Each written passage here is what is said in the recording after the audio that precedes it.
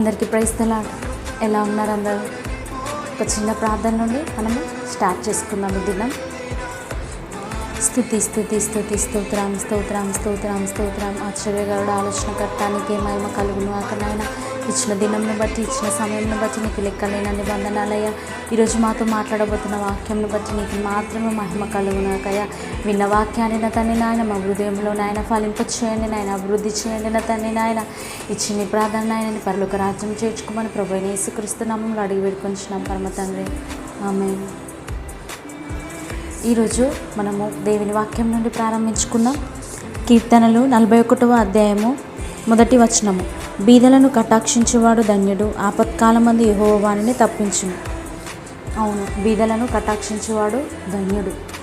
బీదలపై జాలి చూపించి కనికరం చూపించి వాళ్ళని ఆదరించిన వారిని యేసుక్రీస్తు ప్రభు చూసి ఆపత్కాలమందు తగిన సమయమందు వాళ్ళ కష్టదినంలో వాళ్ళ ప్రతి దినంలో యేసుక్రీస్తు ప్రభు వాళ్ళని తప్పిస్తాడంట. మీరు కూడా అలానే బిడ్డలను ఆదరించే బిడ్డలుగా ఉన్నారా, లేదా వాళ్ళని దూషించి వాళ్ళని చూసి నవ్వుకునే బిడ్డలా ఉన్నారా? సో అలాగైతే మీతోటే మాట్లాడుతున్నాడు ఈరోజు యేసుక్రీస్తు ప్రభు.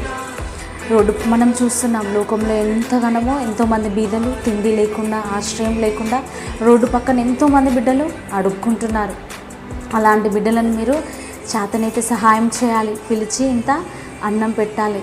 అలా చూపించినప్పుడు అది దేవుని ప్రేమ అని పిలువబడుతుంది. యేసుక్రీస్తు ప్రభు కూడా ఎంత చక్కగానో బీదవారిని కాకుండా ఎవరిని కాకుండా ప్రతి ఒక్కరిని ఆయననే సృష్టించుకున్నాడు అతని చేతులతో. అతనికి ఏ చిన్న చూపు ఎవరిని చూడలేదు.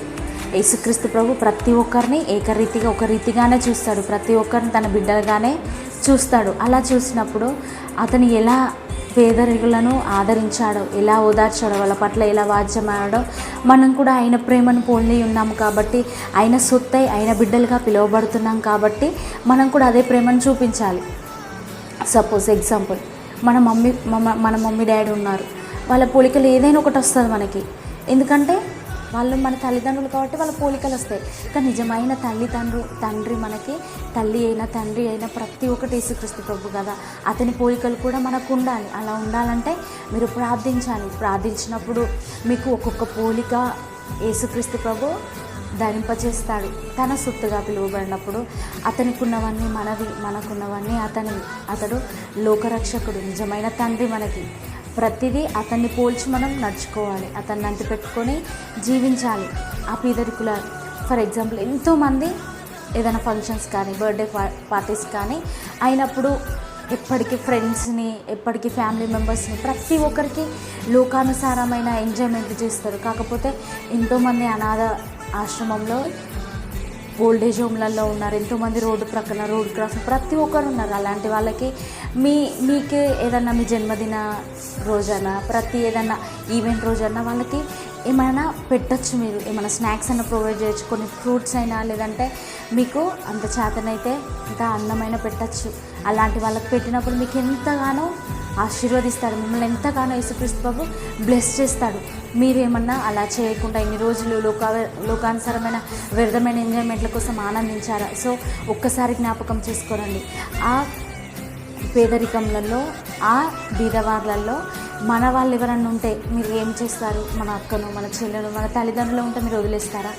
వాళ్ళు కూడా ఇప్పుడున్న ప్రతి ఒక్కరు కూడా మనలాంటి వాళ్ళే, మన అక్క చెల్లెళ్ళ లాంటి వాళ్ళు, మన అమ్మ వాళ్ళ లాంటి వాళ్ళే. సో అలాంటి వాళ్ళని మీరు ఆదరించి వాళ్ళకింత అన్నం పెట్టండి, వాళ్ళకి ఆశ్రయం ఇవ్వండి. దేవుడు ఎంతగానో మీ పట్ల కృప చూపుతాడు. వాళ్ళ పట్ల యేసుక్రీస్తు ప్రభు వాల్చమాడతాడు. బీదలను పేదరికులను పెంట కుప్పల నుండి లేవనెత్తుతానికి యేసుక్రీస్తు ప్రభు సెలవిచ్చాడు కదా.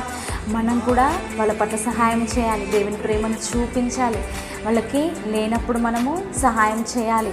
అలా చేసినప్పుడు మీ కుటుంబంలో మీకు వచ్చే శ్రమల నుండి, మీకు వచ్చే దుఃఖంల నుండి, మీకు వచ్చే ప్రతి పాపంల నుండి, శాపం నుండో మీకు కోరి తెచ్చుకునే ప్రతిదీ యేసుక్రీస్తు ప్రభు తగిన కాలం ముందు అక్కడి నుండి, ఆ సరౌండింగ్స్ పాపము నుండి, ఆ ప్రతి సిచ్యువేషన్ నుండి యేసుక్రీస్తు ప్రభు మిమ్మల్ని తప్పిస్తాడంట. మీతోటే మాట్లాడుతున్నారు.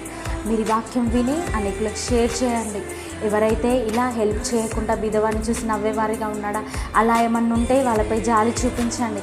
మనుషులం మనము, అతని ప్రేమతో పోల్చుకొని అతని చేతితో నిర్మించబడ్డాం కాబట్టి మనం ప్రేమ చూపించాలి తప్ప ఇతను బాధ పెట్టే బిడ్డలుగా మనం ఉండకూడదు, ఎంత మాత్రం ఉండకూడదు. మీరు ఏది విత్తుతారో ఆ పంటనే కోస్తారు. మంచి విత్తుతారా మంచి పంటను కోస్తారు, చెడు విత్తుతారా చెడు పంటనే కోస్తారు. సో కానీ బీదవారి పట్ల యేసుక్రీస్తు ప్రభు ఎంతగానో కటాక్షం, అతని ప్రేమ వాళ్ళపై ఎప్పటికీ ఉంటుంది. వాళ్ళ పట్ల యేసుక్రీస్తు ప్రభు వాద్యమాడతారు. మీరు కూడా చూసిన వాళ్ళు ప్రతి ఒక్కరు వాళ్ళని ఆదరించండి, ఓదార్చండి, బయట కనిపిస్తే పలకరించండి. వాళ్ళకంటూ ఎవరు లేరు కదా. మనం చూస్తున్నాం లోకంలో తల్లిదండ్రులు ఉన్నా కూడా, పిల్లలున్నా కూడా తల్లిదండ్రులని అనాథాశ్రమంలో వేస్తున్నారు. అలా మీరు చేయకండి. ఎందుకంటే ఏదో ఒక రోజు మనకు కూడా స్థితి వస్తుంది. ఆ స్థితి వచ్చినప్పుడు మనం కూడా అలా ఉంటే ఎంత బాధను అనుభవిస్తాం. ఆ ప్లేస్లో మనల్ని ఊహించుకోనండి, ఒకసారి మీరు ఊహించుకోనండి. ఆ ప్లేస్లో మిమ్మల్ని ఆదరించకపోతే, మిమ్మల్ని పట్టించుకోకపోతే మీరు ఎంత దిగులు పడతారు. సో ఆ దిగులు కూడా వాళ్ళకు కూడా ఉంటుంది. వాళ్ళకి ఇంకా ఉండడానికి ఆశ్రయం కూడా ఉండదు కదా. మీరు చూసిన వాళ్ళు సహాయం చేయండి, పిలిచి అన్నం పెట్టండి, వాళ్ళకి ఆశ్రయం ఇవ్వండి.